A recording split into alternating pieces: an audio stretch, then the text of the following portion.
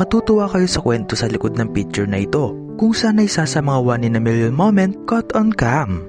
So nagsimula ang kwento matapos manganak ni Miss Shue sa firstborn child nila ni Mr. Yi, at naisip nila magtingin-tingin ng mga old photos sila para makita kung sino nga ba sa kanila ang kamukha ni baby. Pero nang madaanan nila ang picture na ito ni Miss Shue noong bumisita siya sa bayan ng Qingdao sa China, ay laking gulat ni Mr. Yi dahil nakita niya ang kanyang sarili sa background ng picture ng kanyang asawa.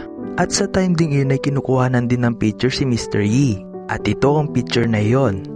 Oo, nagpunta sila sa parehong lugar, sa parehong araw at kinuhanan ng picture sa parehong landmark sa magkaparehong oras. Actually, hindi naman talaga sila taga roon at same lang silang bakasyonista ng mga panahong iyon.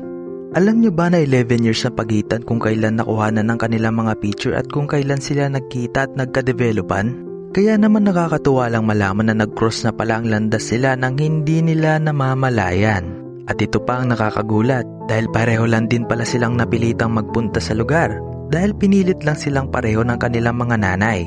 Kaya naman para sa kanilang dalawa ay talagang nakatadhana sila para sa isa't isa.